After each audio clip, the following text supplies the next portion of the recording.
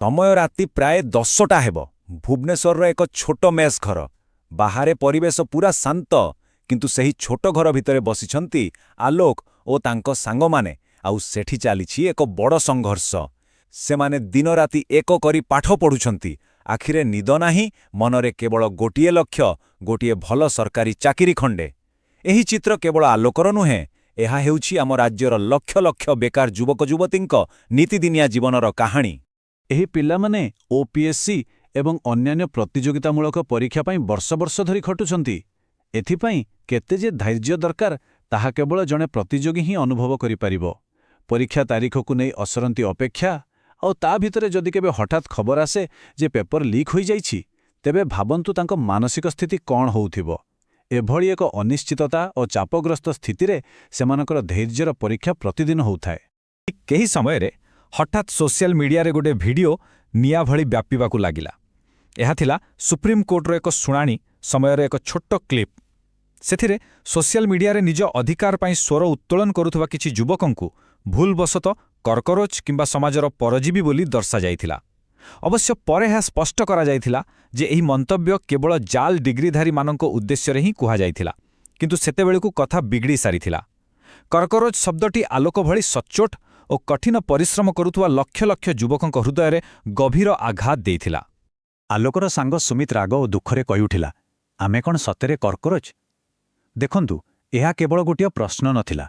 यह भितरे लुचि रहिथिला युवपीढ़ी प्रचंड राग, नैराश्य एवं आत्मसंदेह। वर्ष वर्ष धरी निज भविष्यत गलिबाकू संघर्ष करुवा पिलामानंक पई एमिति एक शब्द शुणिबा सतेरे सेमानंकू भांगी देबा पई यथेष्ट थिला। किंतु एही नैराश्यरू ही आरंभ हेला एक नुआ अध्याय। सुमित्र कथा शुणी आलोक टिके हसिला एवं कहिला, हाँ सुमित, कर्करोचर गोटे बड़ गुण अछि। परमाणु बोमा विस्फोरण हेले भी सेमाने बंची रही पारंती। सेमाने हुचंती सबुठारु रेजिलिएंट बा सहनशील।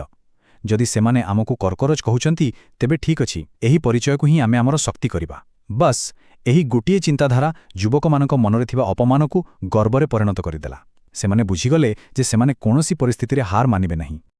एई पूरा घटनाक्रम को बुझिबाकू हेले आमकू प्रथमे इंटरनेट व्यंग बा इंटरनेट सेटायर कौन ताहा टिके बुझिबाकू पड़िबो। एहा हेउछि डिजिटल दुनियार एक शांतिपूर्ण तथा सृजनशील प्रतिवादर माध्यम। माने रास्तारे टायर नजाड़ी किंबा पाटितुंड नकरी केवल हास्यरस और व्यंग्य माध्यमरे समाजर बड़ बड़ समस्या को लोकलोचन को आनिबा एकदम स्मार्ट एप्रोच, ठीक ना? आउ ठीक सही समय अभिजित दीपके नामक जणे युवक एही नामकू नहीं ट्विटर एवं इंस्टाग्राम रे एक नुआ आंदोलन आरंभ करदेले। से सीधासळख घोषणा कले कर्करोच जनता पार्टी बा सीजेपी। एहार स्लोगान थिला भारी दमदार, भॉइस ऑफ द रेजिलिएंट, अर्थात सहनशील युवपीढ़ीर स्वर। एहा कौनसी साधारण राजनैतिक दल नथिला। एहा थिला छात्रमानंकू एकाठी करिवार एक नुआ उपाय।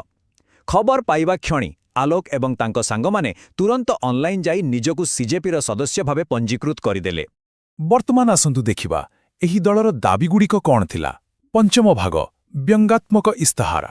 सबु राजनैतिक दल भली सीजेपी मध्य निजर एक 5 दफा संबलित मानिफेस्टो बा इस्ताहार जारी कला। देखिबाकू गले एहा व्यंगात्मक थिला, किंतु एहा पछर दाबीगुड़िक खूब वास्तविक एवं गंभीर थिला। जेपरिकी व्यवस्थारे स्वच्छता आनिबा पाई अवसर परे कौनसी मुख्य विचारपतिंकू राज्यसभा आसन न मिलिबा, भोटर तालिकारु बिना कारणरे ना कटिले संपृक्त अधिकारींक विरोधरे कड़ा कार्यानुष्ठान ग्रहण करिबा, एवं सबुठारु गुरुत्वपूर्ण जहा आम छात्र छात्रींक सह सीधासळख जड़ित युवपीढ़ींकर रोजगार और परीक्षा प्रक्रिया संपूर्ण स्वच्छ हेबो।